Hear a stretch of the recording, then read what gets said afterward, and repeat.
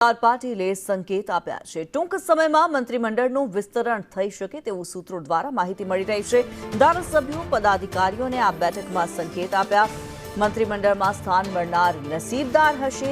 કેન્દ્રીય મંત્રી સી.આર. પાટીલે આ સંકેત આપ્યા છે। આપણે જલ્દી 2 વખત મળીશું તેવી સી.આર. પાટીલ દ્વારા ટકોર કરવામાં આવી છે। કેન્દ્રીય મંત્રી સી.આર. પાટીલે સંકેત આપ્યા છે।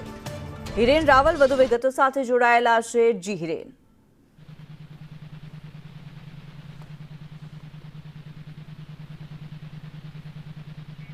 જી હિરેન।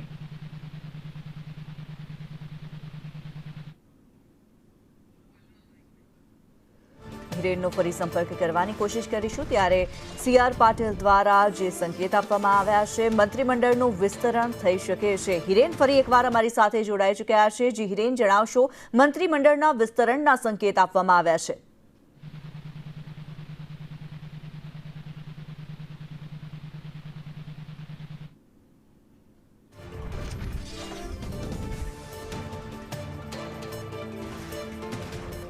ટૂંક સમયમાં મંત્રીમંડળનું વિસ્તરણ કરવામાં આવશે તેવા સંકેત સી.આર. પાટીલ દ્વારા આપવામાં આવ્યા છે। આપણે જલ્દીથી જ 2 વાર મળીશું, 2 વખત મળીશું તેવું કહેવામાં આવ્યું છે તેમના દ્વારા।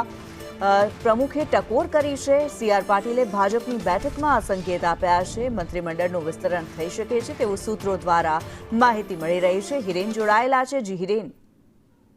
પ્રદેશ કાર્યાલય ખાતે આજે જે બેઠક મળી હતી આ બેઠકમાં 2 સંકેતો એમના દ્વારા આપવામાં આવ્યા છે। એક નવા પ્રદેશ પ્રમુખ અને બીજું રાજ્ય સરકાર એટલે કે મંત્રીમંડળના વિસ્તરણ।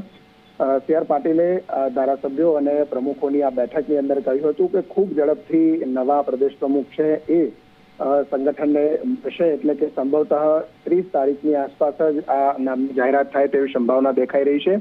બીજી તરફ રાજ્ય સરકારમાં ફેરફારને લઈને લાંબા સમયથી ચર્ચા ચાલી રહી છે। સરકારમાંથી તૈયારીઓ, સંગઠનમાં પણ આ અંગેની બેઠક વગેરે થઈ ચૂક્યું છે અને ખૂબ નજીકના સમયમાં જ જે ધારાસભ્યો નસીબદાર ધારાસભ્યો હશે એમનો નંબર લાગશે એ પ્રકારે પણ નિવેદન આ બેઠકની અંદર કરવામાં આવ્યું છે। એટલે આ બંને બાબતો મંત્રીમંડળમાં નવા મંત્રી બનવા માટે અને નવા પ્રદેશ પ્રમુખ આ બંનેને લઈ અને સંકેતો સી.આર. પાટીલે આ બેઠકની અંદર આપ્યા છે। જી ધન્યવાદ હિરેન આ માહિતી માટે।